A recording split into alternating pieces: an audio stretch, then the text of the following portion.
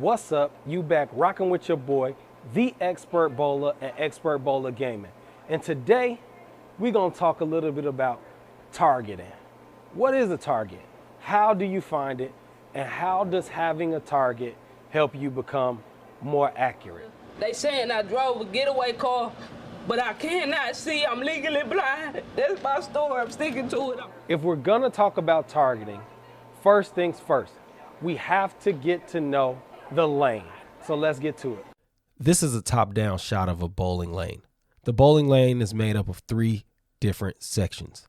The approach, which is at the bottom, which is marked from the two rows of dots all the way to the solid line, which is called the foul line, which separates the approach from the actual lane.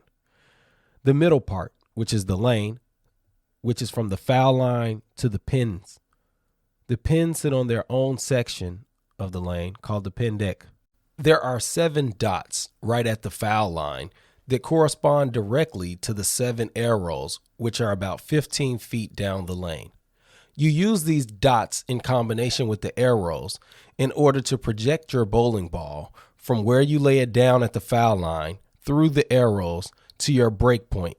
Some lane surfaces have range finders down the lane at about 40 feet, which indicate the area where your ball should be making its move towards the pocket. So now that we've taken a look at all of the range finders on the approach as well as on the lane and what that means when your ball gets to the pins, now let's try it out. We're gonna stand on the 3rd dot at the rear of the approach, which coincides to the 3rd arrow. And we're gonna look at the 13th board from the right gutter, which would be 3 boards to the left of the 2nd arrow. Our goal would be to get our ball to lay down about the 3rd arrow and cross the arrows at about the 13th board. And then down lane, it should hit about 8 at the break point.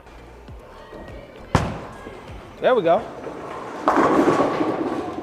So as you can see, we executed the shot fairly well. Our ball went a little high, but we got the result that we desired. Our ball went roughly around the 13th board at the arrows to about 8, and we got a strike. Having a target is important because when you tend to go high when you throw your shot, or you go light when you throw your shot, you need to have a precise system where you can move your feet and your eyes and your target to be able to get your ball to the pocket to be able to score. Let's move our feet a little farther left, and let's move our target a little farther left. So we're gonna make a very, very common move, which is called a 2 and 1, meaning that we'll stand about the 17th board on the approach, and instead of looking at 13, we'll look at 14. That's gonna open our angle up just a little bit, but it should allow us to get a little bit more push or slide early on in the ball going down the lane. So let's take a look at what happens. So we're gonna stand on the 17th board, and instead of looking at 13, we'll look at 14. So this ball should go about 14-ish through the arrows to about 9 or 10.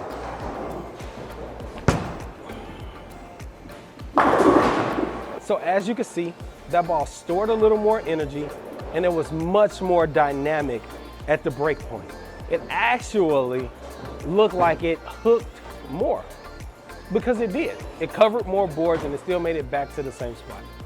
So that is one way that having a targeting system and understanding your targeted system can help you throw more strikes. Thank y'all for tuning in, man. Y'all know who it is. It's your boy, the Expert Bowler, and I'm out. Mama, I love you. P.O.P. all the time.